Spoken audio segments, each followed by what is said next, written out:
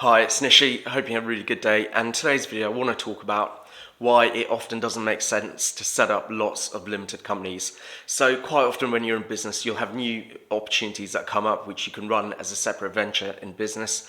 And one of the challenges at the moment is limited companies are so easy and cheap to set up, but they're not very easy and cheap to actually run. So I come across people who set up loads of different companies because of all these different business ideas they've got, and then they struggle to actually manage it and then afford the actual costs needed to run those businesses effectively. So what I want to talk about is when it makes sense to actually split a new venture out into a limited company, and when it makes sense to actually just have it as another trading name of your main business. So I'm going to go into that. Really, there's 4 reasons you'd want to split a new venture out into a limited company, into a brand new limited company, instead of having it run through your existing one. The first reason is it could be for VAT reasons. Like, let's say you've got a business which is very business to consumer and you really don't want to have to register for that business for VAT. And let's say you've got another business venture which is business to business, and actually it doesn't matter if it's VAT registered. In fact, it might even make sense for it to be VAT registered so you can recover VAT on your costs. So in that instance, you'd probably want to split it out into 2 different businesses that are run completely separately, because you'll get the VAT benefits you'll get to have your cake and eat it essentially when it comes to VAT.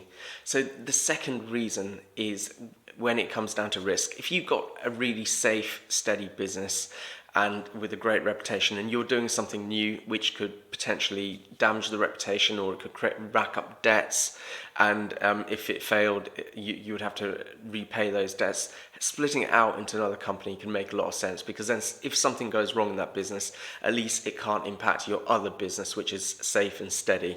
So that's the second reason. The third reason is sometimes when you're doing your new venture with a business partner, you probably don't want to give that business partner shares in your main business, the one that's been successful and you've built up. So you might create a brand new company to actually share that company with that business partner. And the fourth reason is it could be down to compliance issues.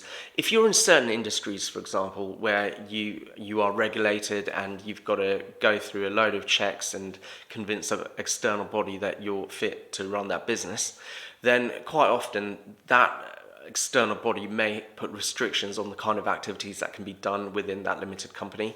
So quite often, if you're doing something outside of what is allowed under that level of regulation, you may have to do it through another business.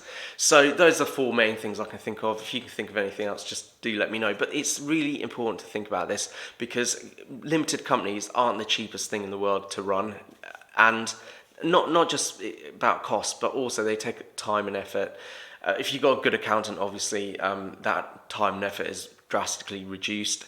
But the point being, though, is like it's really wasteful setting up companies when you don't need to, and you could just run your new business venture under a brand new trading name under your existing company. All right, thanks for watching, and I'll see you at the next video.